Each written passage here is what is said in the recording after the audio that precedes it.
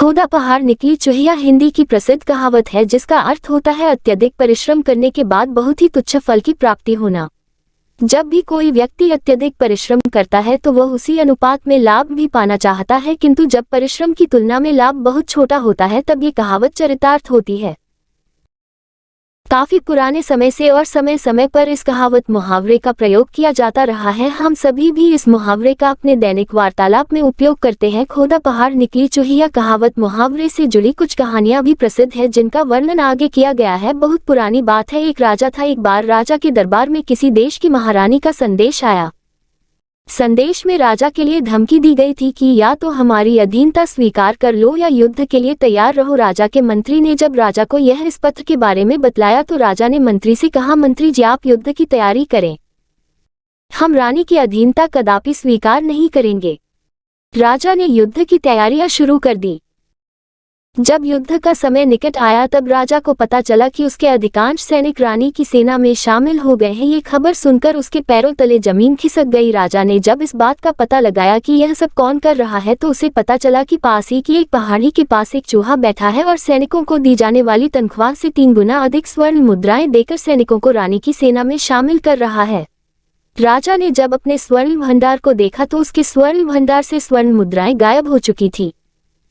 राजा इस घटना से बहुत अधिक डर गया और उसने रानी की अधीनता स्वीकार करने का निश्चय किया। राजा ने रानी का पता लगाने के लिए अपने मंत्रियों को आदेश दिया। राजा के मंत्री रानी का पता लगाने के लिए चारों दिशाओं में फैल गए, किंतु उन्हें सिर्फ इतना ही पता चल सका कि वह रानी पास के बड़े पहाड़ में रहती है। मंत्रियों ने आसपास रानी का पता लगाने का प्रयास किया किंतु उसका कोई सफलता नहीं मिली। तभी राजा ने घोषणा की कि जो भी रानी का पता लगाएगा उसके साथ राजकुमारी का विवाह कर दिया जाएगा। राजा की घोषणा सुनकर दूर देश का एक राजकुमार आया और उसने अपनी विशाल सेना के साथ पहाड़ी के पास डेरा डाल दिया। राजकुमार ने अपनी सेना को पहाड़ी की खुदाई करवाने का आदेश दिया। जैसे ही राजकुमार को पता चला कि पहाड़ी के पास एक चूहा सैनिकों की भर्ती कर रहा था तो उसने अपनी सेना वहां भेजी। सेना के घोड़ों की पैरों के नीचे आकर चूहे की मौत हो गई। अब राजकुमार को रानी का पता देने वाला कोई नहीं था। राजकुमार ने अपने सैनिकों से पहाड़ को खोदने का आदेश दिया। राजकुमार के आदेश पाते ही सैनिकों ने पूरी पहाड़ी खोद डाली पर राजकुमार को कुछ नहीं मिला। राजकुमार को जब ये पता चला कि राजा के महल से स्वर्ण मुद्राओं की चोरी हो गई तो उसने राजा के खजाने की तलाशी के लिए खजाने के पास राजकुमार को एक बिल मिला। राजकुमार ने बिल की खुदाई करवाई तो काफी लंबी खुदाई के बाद उसे एक स्थान पर स्वर्ण मुद्राओं का भंडार मिला जिसके पास एक चूहिया बैठी थी। राजकुमार समझ गया कि यही चूहिया पहाड़ों की रानी है जिसने राजमहल के खजाने से एक एक करके स्वर्ण मुद्राएं चोरी की हैं। तभी राजकुमार के मुंह से निकल गया, खोदा पहाड़ निकली चूहिया। बहुत पुरानी बात है। चोरों का एक समूह था, वह एक पहाड़ी के पास बनी गुफा में रहता था। चोरों का गिरोह जब भी चोरी करके आता था तो चोरी के सामान को गुफा में छुपा देता था। गिरोह जब भी चोरी करने जाते तो एक चोर को गुफा की रखवाली के लिए छोड़ देते थे। हमेशा की तरह इस बार भी चोरों का गिरोह चोरी करने के लिए जब गया तो एक चोर को गुफा में छोड़ दिया।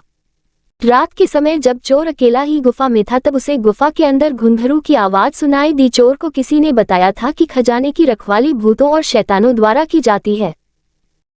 चोर ने पहले से अपना वहम माना और सो गया। कुछ देर पश्चात फिर उसे कुछ आवाज आई। चोर ने उठकर देखा, उसे कोई दिखलाई नहीं दिया, किंतु चोर को रह रह कर घुंघरुओं की आवाज आ रही थी। चोर ने पूरी गुफा छान ली लेकिन उसे कोई दिखलाई नहीं दिया। वह बहुत घबरा गया और जब सुबह चोरों का गिरोह आया तो उसने गिरोह को सारी बात बतलाई।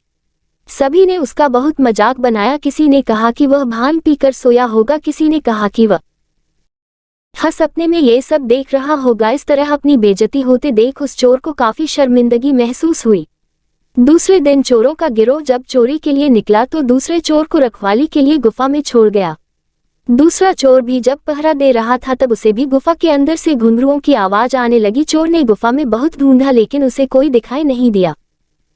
उसे भी समझ नहीं आया कि यह आवाज कहां से आ रही है और वह भी काफी डर गया। चोरों का गिरोह जब वापस लौटा तब संकोच करते हुए उसने गिरोह को सारी बात बतलाई।